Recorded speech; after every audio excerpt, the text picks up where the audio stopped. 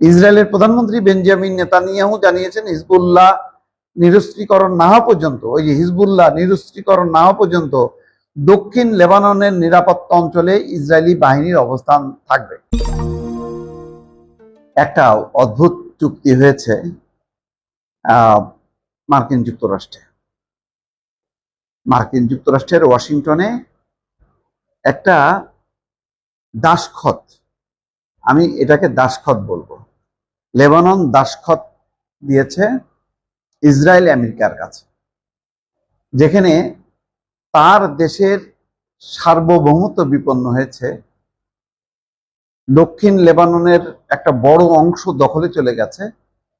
সেই দখলমুক্ত, সরাসরি দখলমুক্ত করার কোনো সুস্পষ্ট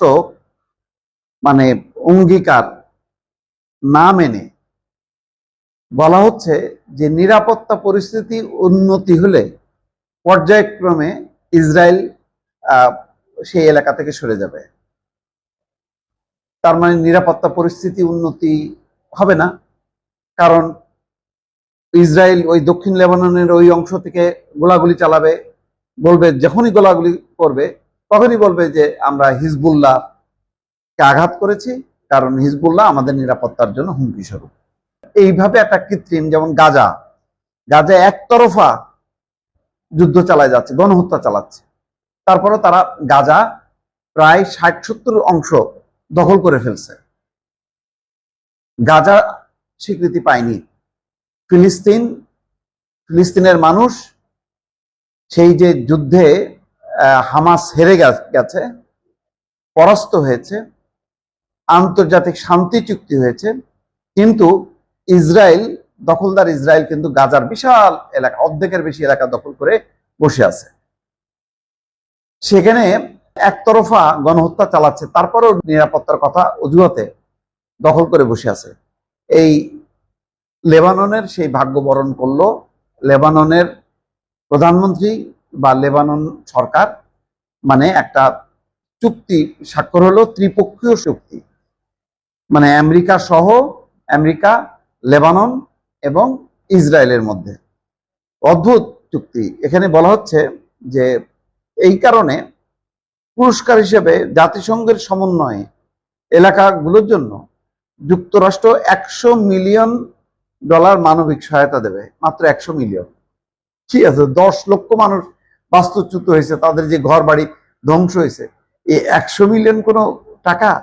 100 বিলিয়ন যদি হইতো তাহলে একটা কথা ছিল। যাই হোক, পাশাপাশি লেবাননের সেনাবাহিনীকে সহায়তার জন্য ট্রাম্প প্রশাসন $30 মিলিয়ন বরাদ্দ দেবে।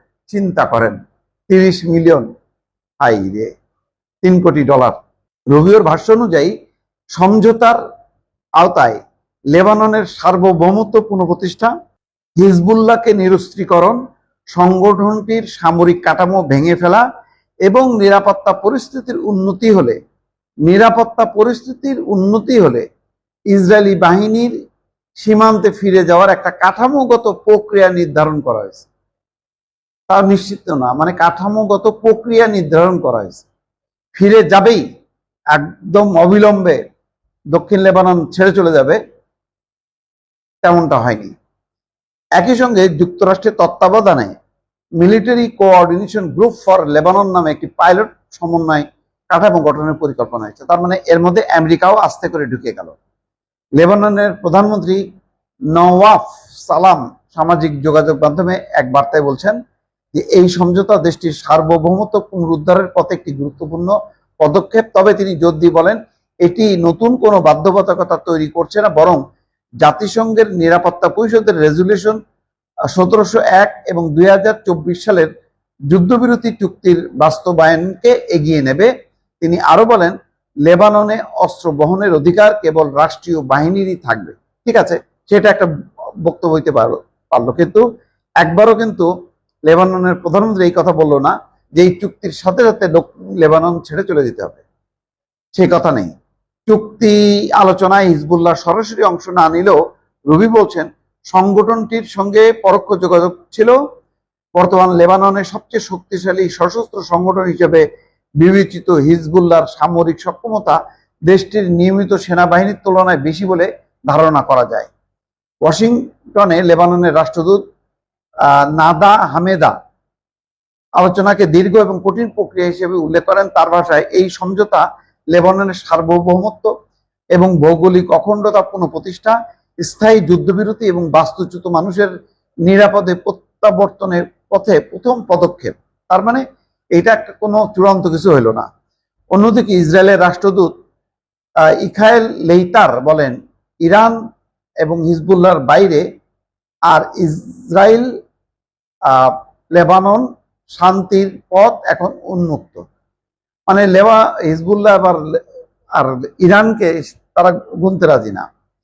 ইসরায়েলের প্রধানমন্ত্রী বেঞ্জামিন নেতানিয়াহু জানিয়েছেন, হিজবুল্লাহ নিরস্ত্রীকরণ না হওয়া পর্যন্ত, ওই যে হিজবুল্লাহ নিরস্ত্রীকরণ না হওয়া পর্যন্ত দক্ষিণ লেবাননের নিরাপত্তা অঞ্চলে ইসরায়েলি বাহিনীর অবস্থান থাকবে। তার মানে হিজবুল্লাহ নিরস্ত্রীকরণও হবে না, সে অস্ত্র ত্যাগও করবে না, আর দক্ষিণ লেবানন ছেড়েও যাবে না ইসরায়েল। এটি হচ্ছে মূল কথা। লিতানি নদীর দক্ষিণ এবং উত্তর অংশে দুটি পাইলট জোন গঠন করা হবে। নির্দিষ্ট এলাকা থেকে ইসরায়েলি বাহিনী সরে গেলে সেখানে মোতায়েন হবে লেবাননের সেনাবাহিনী। তবে এই মহাপরিকল্পনা বাস্তবায়ন নিয়ে সংশয় রয়েছে। পর্যবেক্ষকদের মতে, সীমিত সক্ষমতার লেবাননের সেনাবাহিনীর এত বড় দায়িত্ব পালন এবং প্রয়োজনে হিজবুল্লাহর সঙ্গে সংঘাত জড়াতে তারা কতটা প্রস্তুত তা এখনো স্পষ্ট নয়। এদিকে আনাদুলু এজেন্সির খবরে বলা হয়েছে, ওয়াশিংটনে চলমান লেবানন ইসরায়েল আলোচনা প্রত্যাখ্যান করেছে হিজবুল্লাহ। সংগঠনটির দাবি, কোনো শর্ত ছাড়াই লেবাননের ভূখণ্ড থেকে ইসরায়েলকে সেনা প্রত্যাহার করতে হবে। টেলিভিশনে দেওয়া ভাষণে হিজবুল্লাহর মহাসচিব নাইম কাসেম বলেন, ইসরায়েলকে কোনো শর্ত ছাড়াই লেবানন ছেড়ে চলে যেতে হবে। লেবাননের সার্বভৌমত্বের বিরুদ্ধে কোনো প্রতিশ্রুতি গ্রহণযোগ্য নয়। এই ধরনের কোনো চুক্তিতে স্বাক্ষর করার অধিকার কারো নেই। তার মানে প্রত্যাখ্যান করছে পুরোপুরিভাবে। ইসরায়েলের রাষ্ট্রত্ব প্রচার মাধ্যম কান জানিয়েছে, আলোচনার অন্যতম বিরোধের বিষয় ছিল তথাকথিত ইয়েলো লাইন বা এন্টি ট্যাঙ্ক লাইন। এপ্রিল মাসে নির্ধারিত কাল্পনিক রেখাটি ইসরায়েল সীমান্ত থেকে প্রায় 8 কিলোমিটার লেবাননের ভিতরে বিস্তৃত। তার মানে এই যে তারা একটা নিরাপত্তা জোন করছে, সেটা ইসরায়েলের সীমান্ত থেকে দক্ষিণ লেবাননের 8 কিলোমিটার ভিতরে তারা ঢুকে এই জোন গঠন করে বসে আছে। এইটা আসলে মানে শান্তি বয়ে আনবে না, এবং এটা একটা বিতর্কিত চুক্তি। এই চুক্তি যে কোনো মুহূর্তে ভেঙে পড়বে। তার মানে বিরোধের একটা নতুন যাত্রা শুরু করলো ওই লেবানন ফ্রন্ট, যেখানে বলা হচ্ছিল লেবানন সহ সকল ফ্রন্টে যুদ্ধবন্ধ। আমার ধারণা যে এটা আবার নতুন করে একটা যুদ্ধের একটা আয়োজন শুরু হলো। দর্শক।